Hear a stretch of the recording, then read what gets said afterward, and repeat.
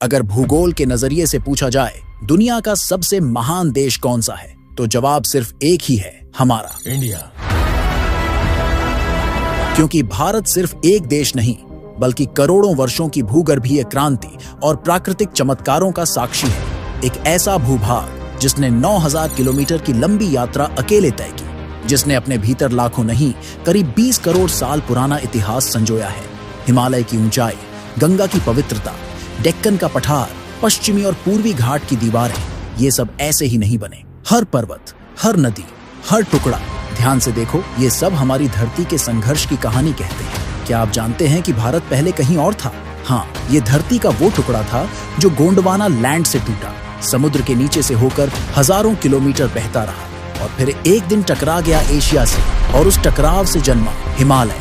वो हिमालय जिससे निकलती हैं नदियां गंगा, यमुना, ब्रह्मपुत्र, जो हमारी सभ्यता की श्वास है। और जिन घाटियों में आज हम सांस लेते हैं, वहां कभी लावा बहता था। जिस डेक्कन ट्रैप पर आज करोड़ों लोग रहते हैं, वो किसी जमाने में धरती की सबसे बड़ी ज्वालामुखी घटना का नतीजा था। इस वीडियो में हम आपको ले चलेंगे एक अद्भुत यात्रा पर, जहां 3D एनिमेशन के जरिए हम दिखाएंगे कि भारत कैसे बना, कैसे अलग हुआ, कैसे खिसकता गया और कैसे एक दिन वो महान भारत बना जिसे आज हम अपना वतन कहते हैं। तो तैयार हो जाइए, क्योंकि आप देखने जा रहे हैं धरती के सबसे शानदार भूगर्भीय इतिहास की कहानी।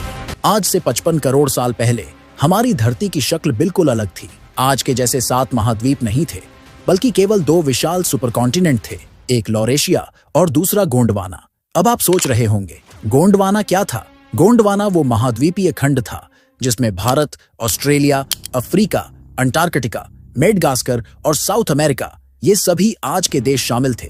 सब एक साथ जुड़े हुए, जैसे धरती का एक विशालकाय टुकड़ा। करीब 18 करोड़ साल तक यही व्यवस्था बनी रही। जानवर, पेड़ पौधे, जंगल, सब इसी एक भूभाग पर फले फूले। एक जैसा पर्यावरण, एक जैसी जैव विविधता। अब दिलचस्प बात यह है कि इस महाद्वीपीय खंड को गोंडवाना नाम कैसे मिला। तो चलिए अब कहानी को भारत से जोड़ते हैं। गोंडवाना शब्द की जड़ें भारत की धरती में छिपी है। ये नाम लिया गया गोंड जनजाति से, जो मध्य भारत के जंगलों और पहाड़ियों में आज भी निवास करती है। और ये शब्द निकला संस्कृत भाषा से, जहां गोंडवाना का मतलब होता है वनों और पर्वतों वाला विशाल भूभाग। 19वीं सदी में जब ब्रिटिश और यूरोपीय भूवैज्ञानिक भारत में अध्ययन करने आए, उन्होंने मध्य भारत में कुछ बेहद पुराने और खास चट्टानें खोजी। ये चट्टानें लाखों करोड़ों साल पुरानी थीं और इन्हें उन्होंने नाम दिया गोंडवाना फॉर्मेशन, क्योंकि ये इलाके वही थे जहां गोंड जनजाति निवास करती थी। 18 करोड़ साल पहले धरती की चुप्पी अचानक टूट गई। एक ऐसा भूगोलिक तूफान उठा जिसने धरती के नक्शे को हमेशा के लिए बदल दिया। ये वो समय था जब गोंडवाना खंड टूटना शुरू हुआ।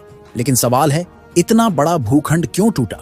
इसका जवाब छिपा है धरती के अंदर, वहां जहां सब कुछ उबल रहा था। हमारी धरती के नीचे होता है मैग्मा, गरम द्रवित चट्टानों का महासागर। जब यही मैग्मा धरती की सतह तक पहुंचता है तो कहलाता है लावा। अब एक सिद्धांत कहता है, कम घनत्व वाली चीजें ऊपर की ओर उठती हैं, तो ये मैग्मा सतह की ओर दबाव बनाता है। और जब दबाव हद से ज्यादा बढ़ा तो गोंडवाना के भीतर दरारें पड़ने लगी। धीरे धीरे ये दरारें इतनी गहरी हो गईं कि पूरा भूभाग टुकड़ों में बंटने लगा। गोंडवाना 3 बड़े हिस्सों में टूट गया। एक हिस्सा साउथ अमेरिका बना, दूसरा बड़ा भाग अफ्रीका और तीसरा हिस्सा जिसमें शामिल थे भारत, मेडागास्कर, ऑस्ट्रेलिया और अंटार्कटिका। अब ये सारे टुकड़े अपनी अपनी यात्रा पर निकल पड़े।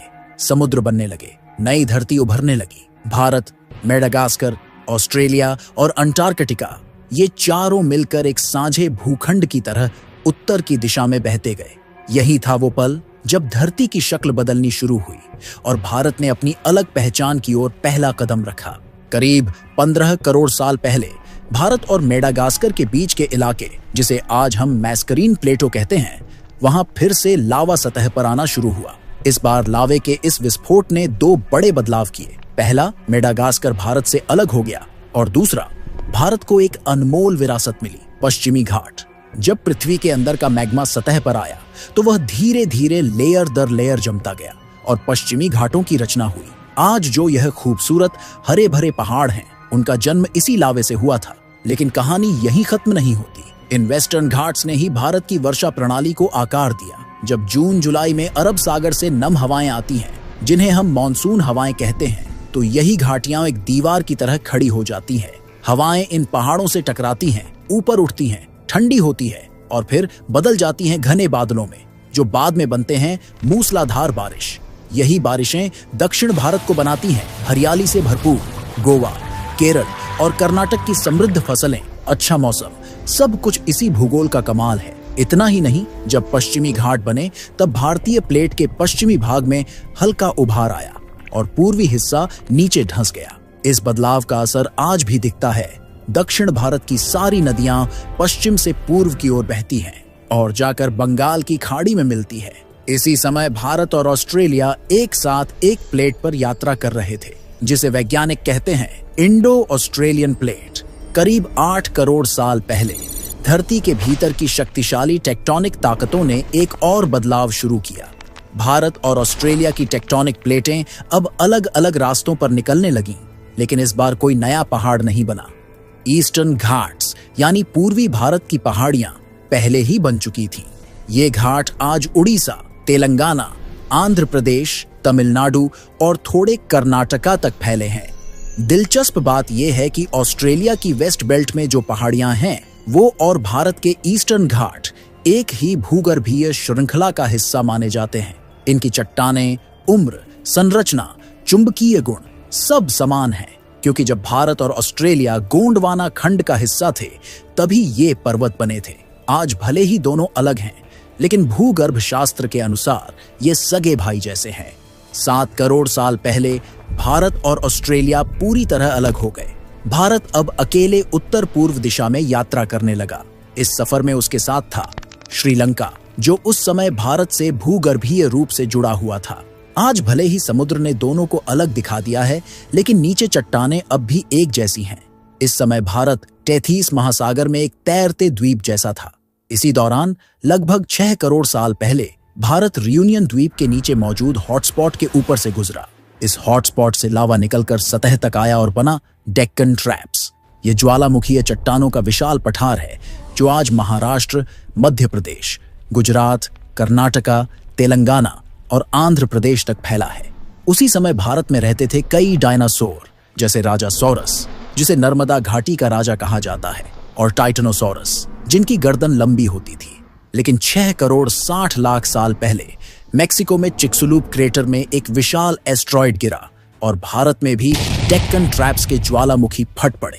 इन दो घटनाओं ने साथ मिलकर डायनासोर का सफाया कर दिया। जैसे जैसे भारत आगे बढ़ता रहा, उसकी रफ्तार भी बढ़ गई। अब वह हर साल 15 से 25 सेंटीमीटर की गति से आगे बढ़ रहा था। यह भूगर्भीय मानकों में बहुत तेज गति मानी जाती है। लगभग 9000 किलोमीटर का यह सफर तय करने के बाद 5 करोड़ साल पहले भारत जा टकराया एशियन प्लेट से। इस टक्कर से धरती की सतह ऊपर उठी और बना हिमालय पर्वत। 2400 किलोमीटर तक फैला ये पर्वत भारत, नेपाल, चीन, भूटान, पाकिस्तान और अफगानिस्तान तक फैला है। इन्हीं से जन्म लेती हैं गंगा, यमुना, ब्रह्मपुत्र और सिंधु जैसी नदियां। हिमालय पर हर साल हजारों टन बर्फ गिरती है, जिससे बनते हैं ग्लेशियर, जमी हुई बर्फ की विशाल चट्टानें। गर्मियों में ये ग्लेशियर पिघलते हैं और इनसे निकलती हैं नदियां। गंगोत्री से गंगा, यमुनोत्री से यमुना, तिब्बत से ब्रह्मपुत्र और सिंधु। ये नदियां न सिर्फ पेयजल और सिंचाई देती हैं, बल्कि भारत की जीवन रेखा है। इसीलिए हिमालय को देवभूमि कहा गया। यह सिर्फ एक पर्वत नहीं, बल्कि भारत के जीवन और संस्कृति की आत्मा है। तो ये थी हमारी धरती के सीने में छुपी भारत की जन्म गाथा। गोंडवाना से लेकर हिमालय तक, पश्चिमी घाट से लेकर डेक्कन ट्रैप्स और गंगा की घाटियों तक, हर चट्टान, हर नदी, हर पर्वत हमारे इतिहास का एक जीवित प्रमाण है। भारत सिर्फ हिमालय को देखें या गंगा की धारा को महसूस करें तो जान लीजिए, आप सिर्फ प्रकृति नहीं देख रहे, आप उस कहानी को देख रहे हैं जो करोड़ों सालों से लिखी जा रही है। और यही तो है हमारे भारत की महानता, जिसका अतीत भी धरती की धड़कनों में बसता है और भविष्य भी प्रकृति के साथ चलता है। अगर आपको ये जानकारी पसंद आई हो तो वीडियो को लाइक और शेयर जरूर करें और ऐसी ही अद्भुत कहानियों के लिए फैक्टोनिक टीवी हिंदी को सब्सक्राइब करें।